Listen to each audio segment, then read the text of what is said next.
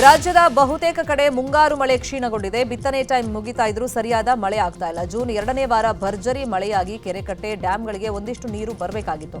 ಆದರೆ ಭಾರೀ ಮಳೆಯ ಸುಳಿವೇ ಇಲ್ಲ. ಹೀಗೆ ಆದ್ರೆ ಬೋರ್ವೆಲ್ ರೀಚಾರ್ಜ್ ಆಗಲ್ಲ, ಡ್ಯಾಂಗಳಿಗೆ ನೀರು ಬರಲ್ಲ, ರೈತರಿಗೆ ಕಷ್ಟ ಆಗುತ್ತೆ. ಬೇಸಿಗೆಗೆ ಭಾರೀ ಸಮಸ್ಯೆ ಆಗಲಿದೆ. ವಿದ್ಯುತ್ ಉತ್ಪಾದನೆಗೂ ಕಂಟಕವಾಗಲಿದೆ. ಕರಾವಳಿಯಲ್ಲಿ ಮುಂಗಾರು ಮಳೆಯ ಕೊರತೆಯಾಗಿದೆ. ನಿರೀಕ್ಷಿತ ಮಳೆ ಇಲ್ಲದೆ ಕೃಷಿ ಚಟುವಟಿಕೆಗಳಿಗೆ ತೊಡಕಾಗಿದೆ. ನಾಡದೋಣಿ ಮೀನುಗಾರರು ಮಳೆಯ ಕೊರತೆಯಿಂದ ಭೀತಿಯನ್ನ ಎದುರಿಸ್ತಾ ಇದ್ದಾರೆ. ಸಾಮಾನ್ಯವಾಗಿ ಜೂನ್ 10ರ ಒಳಗೆ ಸಮುದ್ರದಲ್ಲಿ ತೂಫಾನ್ ಸೃಷ್ಟಿಯಾಗ್ತಾ ಇತ್ತು. ಆದರೆ ಈ ಬಾರಿ ಸಮುದ್ರದ ನೀರಿನ ಬಣ್ಣ ಇನ್ನೂ ಬದಲಾಗಿಲ್ಲ. ನಿರಂತರ ಮಳೆಗೆ ಬಾಗಲಕೋಟೆ ರೈತರು ಕಂಗಾಲಾಗಿದ್ದಾರೆ. ಮುಂಗಾರು ಅಬ್ಬರಕ್ಕೆ ರೈತರ ಜಮೀನುಗಳಿಗೆ ಈಗ ನೀರು ಬರ್ತಾ ಇಲ್ಲ. ಕೆಲವೆಡೆ ಮುಂಗಾರು ಖುಷಿ ಕೊಟ್ಟರೆ ಕೆಲವೆಡೆ ಕಣ್ಣೀರನ್ನು ಹಾಕಿಸ್ತಾ ಇದೆ. ಜಿಲ್ಲೆಯಲ್ಲಿ ಜೂನ್ 1ರಿಂದ 9ರವರೆಗೆ ಒಟ್ಟು 42 ಮನೆಗಳು ಕುಸಿತ ಆಗಿದೆ. ಮನೆಗಳು ಕುಸಿದು ಕುಟುಂಬಗಳು ಕಂಗಾಲಾಗಿವೆ. ಕೆರಕಲಮಟ್ಟಿ ಗ್ರಾಮದಲ್ಲಿ ಜಮೀನಿನ ತುಂಬ ಸದ್ಯಕ್ಕೆ ನೀರು ನಿಂತುಕೊಂಡಿದೆ. ಕೊಪ್ಪಳದಲ್ಲಿ ಉತ್ತಮವಾದ ಮುಂಗಾರು ಮಳೆಯಾಗಿದೆ. ಆದರೆ ರೈತರಿಗೆ ಬೀಜ ಗೊಬ್ಬರದ್ದೇ ಚಿಂತೆ ಆಗ್ಬಿಟ್ಟಿದೆ. ಕುಷ್ಟಗಿ ತಾಲೂಕಿನ ಹನುಮಸಾಗರದಲ್ಲಿ ಗೊಬ್ಬರಕ್ಕಾಗಿ ರೈತರು ಸಾಲ ಕಾಯ್ತಾ ಇದ್ದಾರೆ.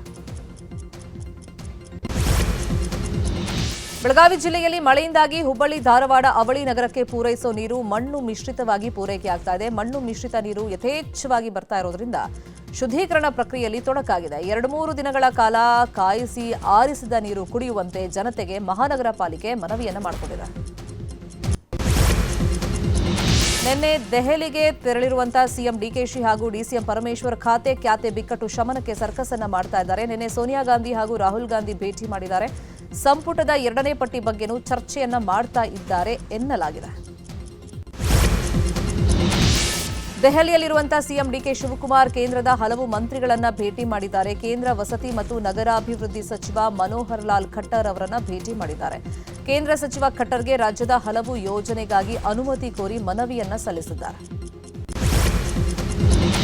ಮಧ್ಯಪ್ರದೇಶದಿಂದ ರಾಜ್ಯಸಭೆಗೆ ಕಾಂಗ್ರೆಸ್ ಅಭ್ಯರ್ಥಿಯಾಗಿ ಮೀನಾಕ್ಷಿ ನಟರಾಜನ್ ನಾಮಪತ್ರ ತಿರಸ್ಕಾರ ವಿಷಯಕ್ಕೆ ಸಂಬಂಧಪಟ್ಟಂಗೆ ಸಿಎಂ ಡಿಕೆ ಶಿವಕುಮಾರ್ ಪ್ರತಿಕ್ರಿಯೆ ಕೊಟ್ಟಿದ್ದಾರೆ. ಮೀನಾಕ್ಷಿ ನಟರಾಜನ್ ಹಿರಿಯ ನಾಯಕರು, ಇಡೀ ದೇಶಕ್ಕೆ ಇದು ಆಘಾತಕಾರಿ ಸುದ್ದಿ. ಚುನಾವಣಾಧಿಕಾರಿಗೆ ತಿರಸ್ಕರಿಸುವಂತ ಅಧಿಕಾರ ಇಲ್ಲ. ಇದು ಸಂಪೂರ್ಣವಾಗಿ ರಾಜಕೀಯ ದ್ವೇಷವಾಗಿದೆ ಅಂತ ಆರೋಪ ಮಾಡಿದ್ದಾರೆ. ರಾಷ್ಟ್ರಮಟ್ಟದಲ್ಲಿ ಭಾರೀ ರಾಜಕೀಯ ಚಟುವಟಿಕೆಗಳು ನಡೆಯುತ್ತಿರುವಂತಹ ಬೆನ್ನಲ್ಲೇ ಎಐಸಿಸಿ ಇವತ್ತು ತುರ್ತು ಸಭೆಯನ್ನ ಕರೆದಿದೆ. ಈ ಕುರಿತಂತೆ ಎಕ್ಸ್ನಲ್ಲಿ ಪೋಸ್ಟ್ ಮಾಡಿರುವಂತಹ ಕೆಸಿ ವೇಣುಗೋಪಾಲ್ ಪ್ರಸ್ತುತ ರಾಜಕೀಯ ಬೆಳವಣಿಗೆಗಳ ಕುರಿತಂತೆ ಚರ್ಚಿಸಲು ಇಂದು ದೆಹಲಿಯ ಇಂದಿರಾ ಭವನದಲ್ಲಿ ಎಐಸಿಸಿ ಪ್ರಧಾನ ಕಾರ್ಯದರ್ಶಿಗಳು, ಉಸ್ತುವಾರಿಗಳು ಹಾಗೆಯೇ ಪಿಸಿಸಿ ಅಧ್ಯಕ್ಷರ ತುರ್ತು ಸಭೆಯನ್ನ ಕರೆದಿದ್ದಾರೆ. ದೆಹಲಿಯಲ್ಲಿ ಕಾಂಗ್ರೆಸ್ ನಾಯಕರ ಭೇಟಿ ಮುಗಿಸಿ ಕೋಲ್ಕತ್ತಾಗೆ ಮಮತಾ ಬ್ಯಾನರ್ಜಿ ವಾಪಸ್ಸಾಗಿದ್ದಾರೆ. ಸದ್ಯಕ್ಕೆ ಟಿಎಂಸಿ ಪಕ್ಷಕ್ಕೆ ನಿಷ್ಠರಾಗಿ ಉಳ್ಕೊಂಡಿರುವಂತಹ ಬಂಗಾಳದ ನಾಯಕರ ಜೊತೆಯಲ್ಲಿ ಮಮತಾ ಬ್ಯಾನರ್ಜಿ ಸಭೆಯನ್ನ ಮಾಡಿದ್ದಾರೆ. ಇನ್ನೊಂದು ಕಡೆ ಮಮತಾ ಬ್ಯಾನರ್ಜಿ ಅವರ ಟಿಎಂಸಿ ಪಕ್ಷ ಕಾಂಗ್ರೆಸ್ ಜೊತೆ ಇನ್ನೆರಡು ದಿನದಲ್ಲಿ ವಿಲೀನ ಆಗುವಂತ ಸಾಧ್ಯತೆ ಇದೆ ಎನ್ನಲಾಗಿದೆ. ಬೆಂಗಳೂರಿನ ಕಸ ಸಂಗ್ರಹ ಹಾಗೂ ವಿಲೇವಾರಿ ಟೆಂಡರ್ನಲ್ಲಿ ಭಾರೀ ಹಗರಣ ಆಗಿದೆ ಎಂಬ ಆರ್ ಅಶೋಕ್ ಆರೋಪಕ್ಕೆ ಸಿಎಂ ಡಿಕೆ ಶಿವಕುಮಾರ್ ತಿರುಗೇಟನ್ನ ಕೊಟ್ಟಿದ್ದಾರೆ. ಎಚ್.ಡಿ. ಕುಮಾರಸ್ವಾಮಿ ಕೂಡ ಹಿಂದೆ ಇದನ್ನೇ ಮಾತನಾಡಿದ್ರು. ಕಸದ್ದು ದೊಡ್ಡ ಲಾಭಿ ಇದೆ, ಅವ್ರ ಕಾಲದಲ್ಲಿ ಟೆಂಡರ್ ಮಾಡಲಿಲ್ಲ, ಕಸದಿಂದ ಪವರ್ ಮಾಡೋಕೆ ಟೆಂಡರ್ ಮಾಡಿದ್ವಿ, ಯಾರು ಬರಲಿಲ್ಲ, ಅವ್ರ ಸರ್ಕಾರ ಇದ್ದಾಗ ಯಾಕೆ ಮಾಡಲಿಲ್ಲ ಅಂತ ಕುಟುಕಿದ್ದಾರೆ. ವಚನಾನಂದ ಶ್ರೀ ನಿರೀಕ್ಷಣಾ ಜಾಮೀನು ರದ್ದು ಕೋರಿ ಅರ್ಜಿ ವಿಚಾರ ಸಂಬಂಧ ಇವತ್ತು ದಾವಣಗೆರೆ ಜಿಲ್ಲಾ ವಿಶೇಷ ಪೋಕ್ಸೋ ನ್ಯಾಯಾಲಯದಲ್ಲಿ ವಿಚಾರಣೆ ನಡೆಯಲಿದೆ. ಸ್ವಾಮೀಜಿ ನಿರೀಕ್ಷಣಾ ಜಾಮೀನು ರದ್ದು ಕೋರಿ ಕೋರ್ಟ್ಗೆ ಪೊಲೀಸರು ಮನವಿಯನ್ನ ಸಲ್ಲಿಸಿದರು. ಲಂಚಕ್ಕೆ ಕೈವೊಡ್ಡಿ ಪೊಲೀಸ್ ಅಧಿಕಾರಿಯೊಬ್ಬ ಲೋಕಾಯುಕ್ತ ಬಲೆಗೆ ಬಿದ್ದಿದ್ದಾನೆ. ಮಂಡ್ಯದ ಮಳವಳ್ಳಿ ಗ್ರಾಮಾಂತರ ಠಾಣೆಯ ಎಎಸ್ಐ ಶಿವಕುಮಾರ್ ಲೋಕಾಯುಕ್ತ ಬಲೆಗೆ ಬಿದ್ದಿದ್ದಾರೆ.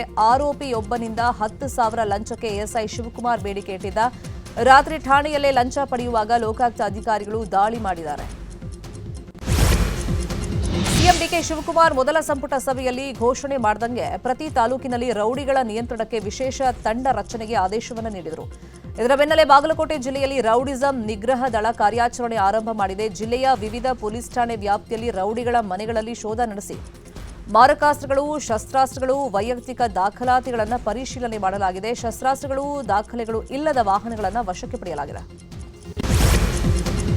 ದಾವಣಗೆರೆಯಲ್ಲಿ 41 ವರ್ಷದ ಮಹಿಳೆ ಮೇಲೆ ಗ್ಯಾಂಗ್ ರೇಪ್ ಪ್ರಕರಣ ಸಂಬಂಧ ಪೊಲೀಸರಿಂದ ತೀವ್ರ ತನಿಖೆ ಆಗ್ತಾ ಇದೆ. ಪ್ರಕರಣದ 9 ಆರೋಪಿಗಳಿಗೆ ಕೋರ್ಟ್ 14 ದಿನಗಳ ನ್ಯಾಯಾಂಗ ಬಂಧನಕ್ಕೆ ನೀಡಿ ಆದೇಶಿಸಿದೆ. ದಾವಣಗೆರೆಯ ಜಿಲ್ಲಾ ಸೆಷನ್ಸ್ ನ್ಯಾಯಾಲಯ ಆದೇಶಿಸಿದೆ.